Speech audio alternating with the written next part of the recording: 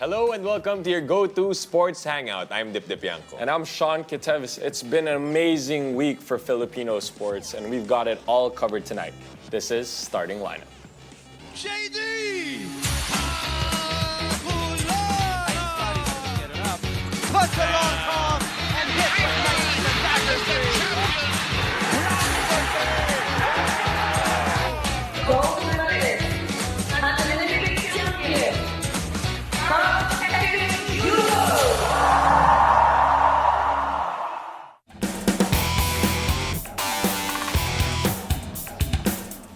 The UAAP witnessed an absolute classic over the weekend, and luckily we don't need to wait 3 overtimes to talk about it. And here to break down that Ateneo UST clash is our resident analyst, Renzo Sobido. Welcome back to the show, Renzo. Hello. Swerte ko dahil meron akong Atenista at saka taga-UST na kasama to talk about that classic between Ateneo and UST. First of all, triple overtime. I can't remember at that game in the UAAP na triple overtime. Do you guys remember? I can't remember. Anything? Meron ba? Meron ba kayo napanood or na-cover? Sobrang iniisip ko. I had a hard time eating my dinner.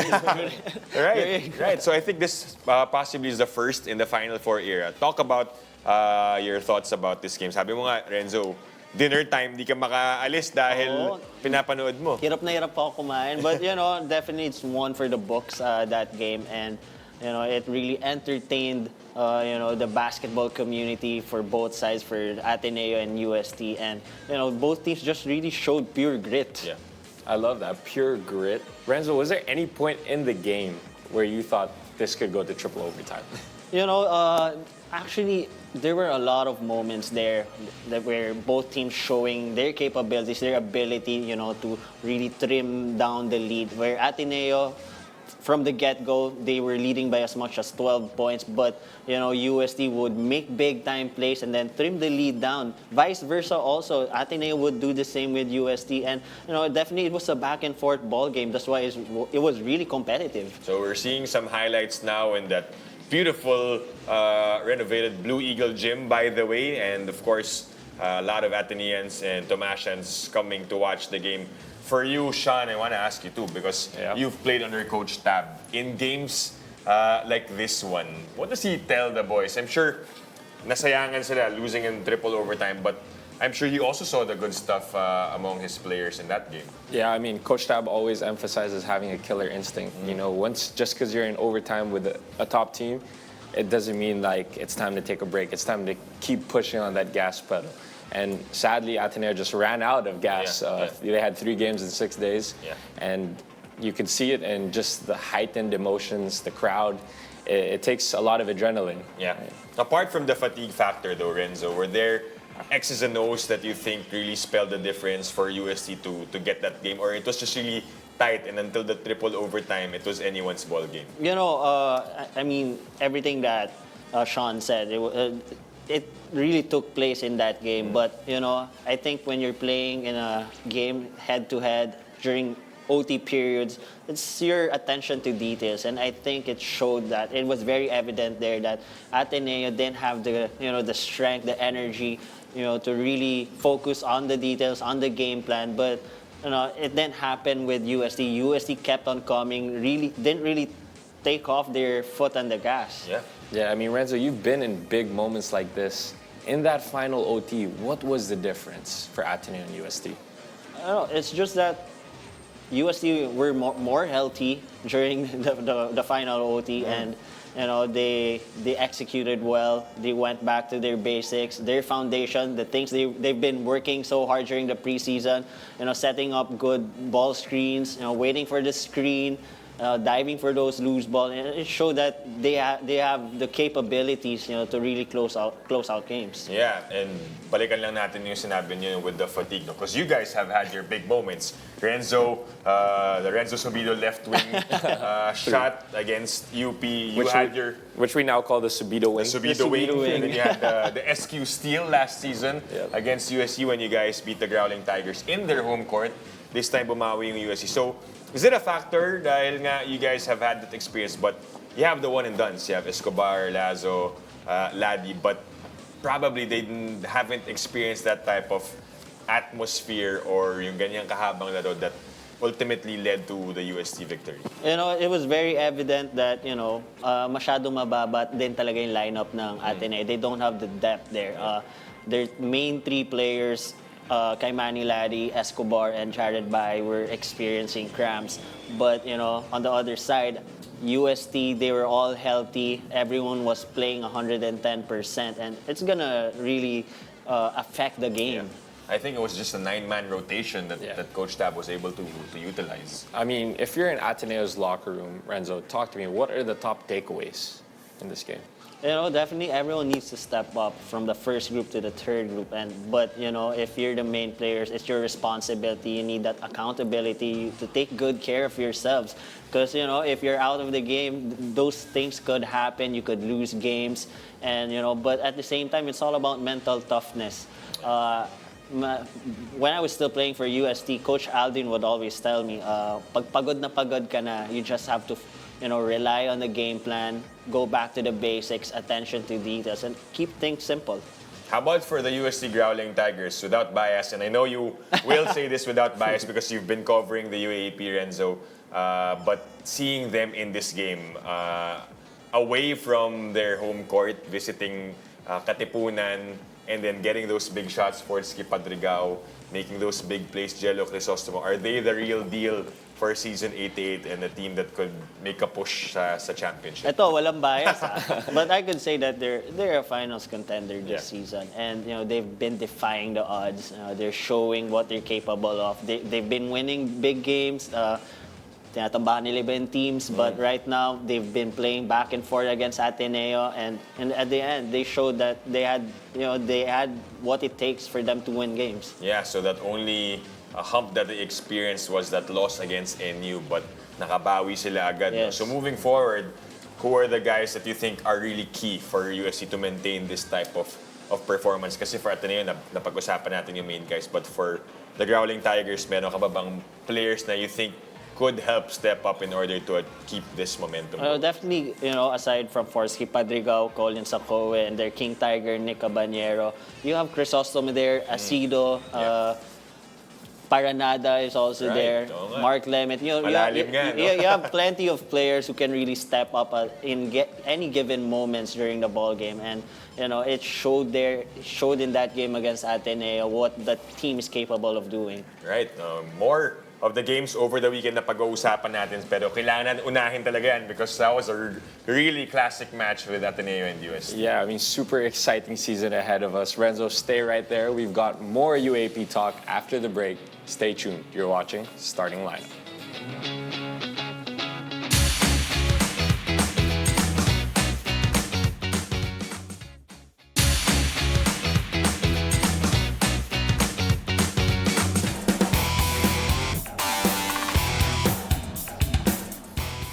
The weekend was filled with thrillers, so we can't not talk about showdowns. Still with us is our resident analyst, Renzo Subito. Renzo, let's talk about the first game, DLSU versus NU. NU completed, I would say, an upset on LaSalle, and now they're undisputedly the first in the standings. I think one of the reasons here is, they're number one in terms of points allowed and points made. NU's been excellent playing on both ends of the court. And I think also the coaches, Coach Jeff Napa, are doing a great job making it crystal clear among their players regarding their roles. And right now, you got players who can really score like Jake Figueroa, Palacielo, and Jolo Manansala. But you also got guards who can defend like Steve Nash Enriquez. He's a good defender. He's being tasked, to really be that main defender for that best guard from the opposing team. Yeah, so this match between NU and LaSalle was really a good kumbaga indication kung saan ba itong teams in the standings right now. Unfortunately for LaSalle also, we have to talk about what happened. Mason Amos, we know about the news that went out, grade 3 MCL. We don't know if he'll be able to play still kung pumasok sila sa Final Four, but definitely out in the elimination round. How does this affect LaSalle's rotation moving forward? That we saw kay Coach Topex, diba? May mga rookies naman siya, but also not a lot of opportunities. So how would it look like for LaSalle moving forward. Definitely it's a big loss for LaSalle, especially, Amos has been, a vital part of the Archers, and he's been playing great in the past couple of games, and, he's been that player that you can count on in terms of, offense. But, I think this is a chance for other players to really step up their game, make sure that they, fill in the shoes of Amos. Prayers up to Mason. We never want to see a player go through that. Yeah, of course. But can you talk to me about how great NU is offensively and defensively? Because I feel like this is their championship window. They've been together for so long. This is the time to win it all. I think the perfect way to describe NU right now is like from last season, they were playing all Filipino in their lineup, but they were very promising. But now they have an FSA, Omar, who's been dominating the rebounding department, who's been a great rim protector, and he's doing a great job. And I think NU right now has been playing like a well-oiled machine. Yeah, big shots coming from Reynard Humamoy as well, Paul Francisco, PJ Palaciel also getting a three-pointer late in that game. And of course, we can't not talk about Jake Figueroa. He's really been that solid man for Coach Jeff Napa. Jake Figueroa has been, the leader that NU has been needing this season. And, he knows when to take over. He knows when to let his teammates play. And he's just really doing his job, and he's leading the NU really well. Yeah, but I think for LaSalle fans who are starting to panic, we know if you look back in season 86, their record after round 1 was 4-3, and then they went on to win that championship. So we'll see what adjustments Coach Topix will make. Mahaba pa yung season 88. They have a couple more games left. Now let's shift to another game over the weekend, which we covered, UP versus FEU. Yeah. It was a very close one, Renzo. FEU had the chance towards the end, but what do you think spelled the difference for UP? I think UP did a great job defensively. Jacob Baila did a great job defending Joric Bautista. Harold Alarcon did a great job denying Pasaol the basketball, especially Pasaol has always been known as, the focal point of FEU's offense. Everything starts with Pasaol. But I think the problem that FEU had in that game was their patience. They weren't really composed during the end game. They had a lot of opportunities, to try to tie the score or even get the lead. Yeah, I mean, UP came off with a slow start. They lost twice, and now they've flipped a switch. They lost JD, they lost QMB. What do you think their identity is now as a team? I think right now it's the guards who's gonna be, taking much of the bigger roles, especially Ray Rimogat, Harold Alarcon. I think right now they don't really have that superstar like before with JD Kagulangan and Lopez being there, QMB. But I think they're strong as a team if they work together defensively, and they've been capitalizing on that defensive part, and it's been doing wonders for them. Yeah, so once the guards get it going, Ray Remogat, who had a great game against the Ateneo Blue Eagles, we're seeing some highlights from that big win in the Battle of Katipunan. Pag nakakuha na siya ng puntos, so that's when he starts to distribute, find his open teammates, and get that long shot to drop. And also Harold Alarcon has been a difference maker. How about for FEU? I want to talk about them more because they've had a couple of close games. They lost to LaSalle by only 2 points, went into overtime against Ateneo, and then this one, down by only 3 with a chance to tie it up. Ano ba yung parang lacking pa for the FEU Tamaraws that could propel them even further dito sa season 88? I think first things first, I think the lack of depth there is, it's really hurting them. I mean, right now you got players like Pasaol, Mo Conate, Joric Bautista. Those are your top 3 players there. But I think they still need that 4th player who can, contribute on a consistent basis. And the perfect player in mind for me is Mongkopa. Yeah. He has proven in their past couple of games that he can contribute well. But in their last game, I think he shot 3 out of 15 from the field, which really hurt them because, all the defense were really focused on Pasaol and Joric Bautista. Ben Conate was limited to just 12 rebounds. I like that you mentioned that but can we expect more upsets from FEU in these coming games? Because a loss in the UAP against a team like FEU is huge in the Final Four rankings. Definitely when you're playing against a team with, great guards like Pasaol and Charcos Bautista, you can't really, what do you call this? Hindi mo sila pwedeng baliwalain eh. Yeah.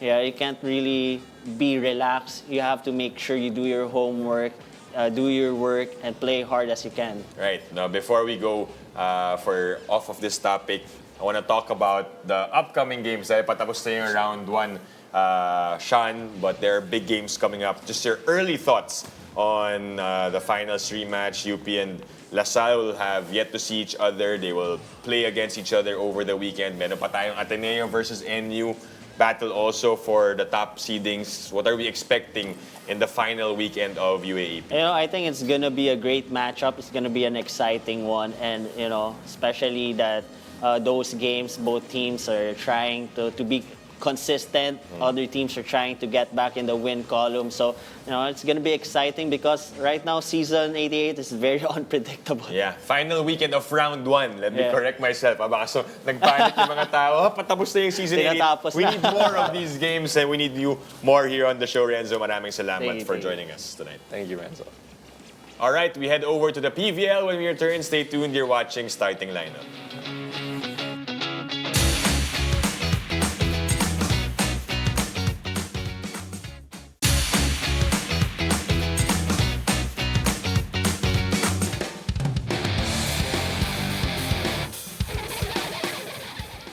Welcome back to Starting Lineup. The PVL is back and here to share his thoughts on the opening week games is our own reinforcement all the way from QC, Neil Flores, ang ating reinforcement for this topic. Neil, welcome back to the show. Sean, we always love talking about volleyball. And finally, after a couple of months, the PVL is back for the Reinforced Conference. Absolutely. Neil, welcome to the show. Let's talk about the Zeus Coffee starting off strong with a win over Cherry Tigo. Zeus has showed some potential. But is this the conference where they could break out?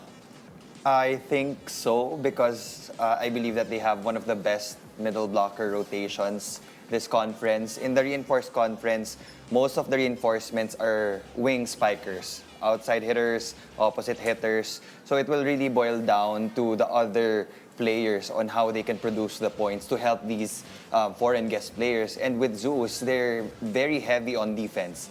It was very clear, even in their first game, di ba? Ang ganda ng blocking system nila.